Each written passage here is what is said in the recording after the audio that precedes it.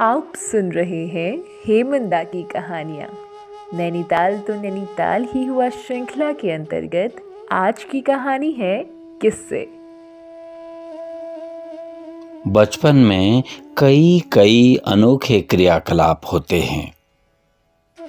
वो माता पिता भाई बहनों के द्वारा खिलाए गए खेल, गवाए गए गीतों के बीच न जाने कितनी बड़ी बड़ी कहानियां छिपी होती हैं। आज समझ पाता हूँ। ईजा अर्थात माँ ने कनेर की झाड़ी से 2 तलवार नुमा लकड़ियां काटकर उन्हें तलवार की आकृति में तराशा। दूध की बाल्टियों के 2 ढक्कनों में कील से फूल नुमा आकृतियों की गुदाई की।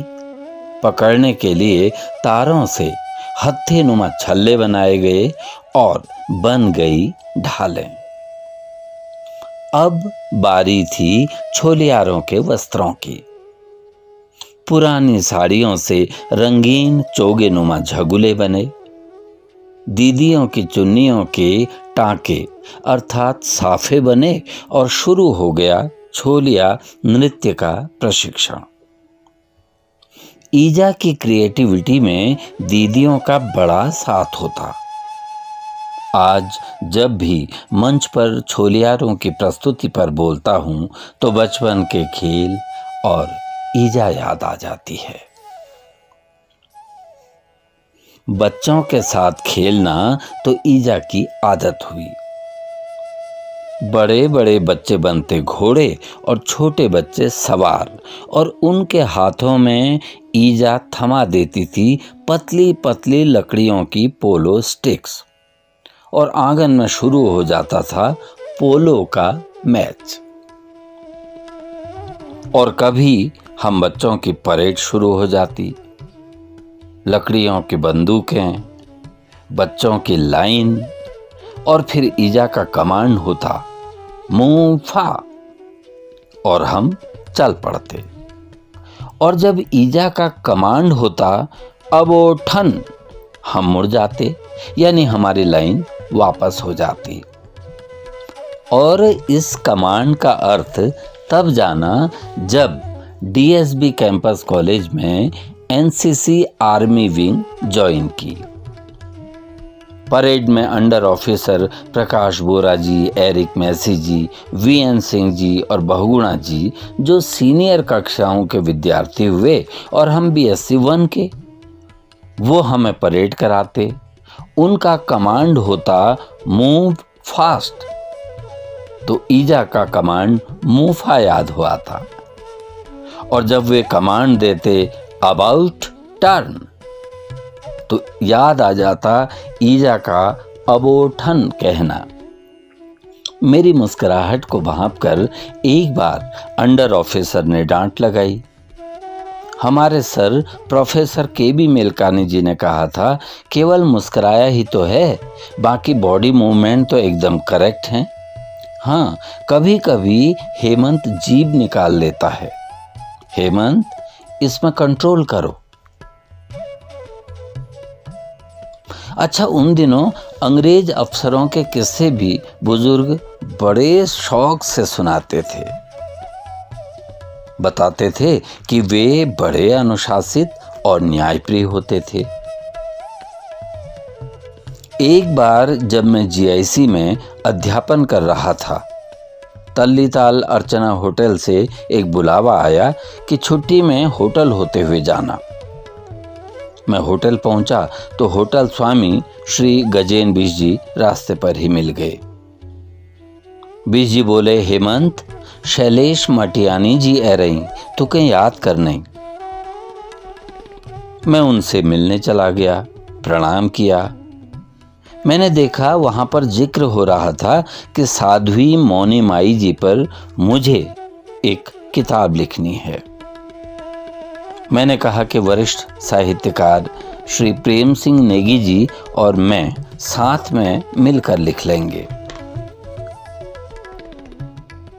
उन दिनों प्रेमदा के साथ कुली बेगार आंदोलन का मैं खूब जिक्र करता था, क्योंकि प्रेमदा की किताब संकल्प की ओर इसी विषय पर आधारित थी और मैंने उन्हीं दिनों इसे पढ़ा था। प्रेमदा ने बताया था कि बेगार कुप्रथा के दौरान डिप्टी कमिश्नर डाइबिल को कुली उतार यानी उपहार स्वरूप जब ग्रामीण शाक सब्जी, दूध, दही, घी देने जाते थे तो वो बड़े खुश होते थे। एक दिन एक महिला छोटा सा दही का पात्र लेकर गई। डाइबिल ने वो दही खाया तो उसकी मिठास और स्वाद से वो चकित हो गया। उसने अपने कारिंदों से पूछा, यह दही कौन लाया? महिला को लाया गया। डरते हुए उसने कहा, हुजूर, मेरे यहाँ गाय भैंस नहीं हैं, तो दूध कहाँ से आएगा? आपकी डर के मारे मैंने अपनी छाती के दूध की ही दही जमा दी थी, मैं उसे ही ले आई। डाइबिल बोला, वेरी गुड, इस हिसाब से तो तुम मेरी माँ हो। मैंने तुम्हारा दूध पिया है। और कहते हैं कि डाइबिल ने उसे कई गांव भेंट कर दिए। बाद में अनामिका फिल्म्स सुदर्शन साहजी ने जब बेगार आंदोलन पर आधारित कहानी की फिल्म बनाई मधुली, तो डाइबिल का रोल टॉम ऑल्टर ने किया था। मैंने उस फिल्म में वॉइस ओवर किया था। पंकज चौधरी फिल्म के नायक थे।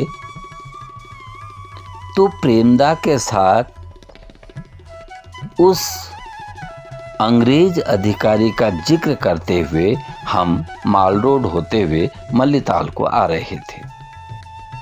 जगाती जी मिल गए। एक किस्सा और जुड़ गया। जगाती जी बोले कि एक बार कमिश्नर रैमजे घोड़े में बैठकर नैनीताल के लड़िया कांटा पहाड़ी की ओर जा रहे थे। उन दिनों ऐसा बड़ा लाव लश्कर घूमने जाते समय ले जाना वो बिल्कुल पसंद नहीं करते थे। एक धारे पर महिलाएं कपड़े धो रही थी। जब नीचे से घोड़े में रैमजे उनके पास से होते हुए गुजरने लगे तो महिलाओं ने रैमजे को देखकर चुहल करते हुए कहा, कौस हेरो तो मोटा बेर दुखाल जोस, अर्थात कितना मोटा हो गया है ये। कमिश्नर रैमजे ने घोड़ा रोका। महिलाओं से कहने लगे, तेर बाबोगजे के खनी में, अर्थात तेरे पिता का जो क्या खा रहा हूं मैं। महिलाएं चकित हो गई कि वो कुमाऊनी समझ भी रहे थे और बोल भी रहे थे। जब वो धीरे धीरे जाने लगे तो दूसरी महिला ने धीमे से कहा, हमारे बाबू तो खनोछा, तुम्हारे बाबू तो बिलैत मछन, अर्थात हमारे ही पिता का तो खा रहे हो, तुम्हारे पिता तो विलायत में हैं। अंग्रेज अधिकारी ने सुन लिया, वापस आ गए। अब महिलाएं भयभीत थी, लेकिन मुस्कुराते हुए उन्होंने कहा, तो बात ले ठीक को नौछा। कितने न्यायप्रिय लोग होते थे वो। अच्छा, इस बात को कंफर्म करने के लिए मैंने बाद में प्रोफेसर हीरा भाकुनी जी से एक बार पूछा था कि सर, कमिश्नर रैमजे क्या पहाड़ी बोलते थे? उन्होंने बताया था कि बिल्कुल 1856 से 1884 तक वो यहाँ रहे। इतने सुदीर्घ प्रवास में उन्होंने कुमाऊनी भी सीखी। बहुत ही मिलनसार व्यक्ति थे। हाँ, और सुनो हेमंत, जब वो इंग्लैंड चले भी गए थे तो वहाँ से भी उन्होंने अल्मोड़ा वासियों के लिए 2-3 पत्र कुमाऊनी में ही लिखे थे। मैं चकित था। वास्तव में इस देवभूमि में यानी नैनीताल की धरती में सभी के मुंह से न्यायप्रिय बातें ही निकलती हैं, मैंने कहा था। और प्रेमदा हंसते हुए कहने लगे थे, और वो भी पहाड़ी में। हम दोनों खिलखिलाते हुए मल्लीताल की दिशा में बढ़ गए। मन में यही सोच रहा था कि नैनीताल तो नैनीताल ही हुआ।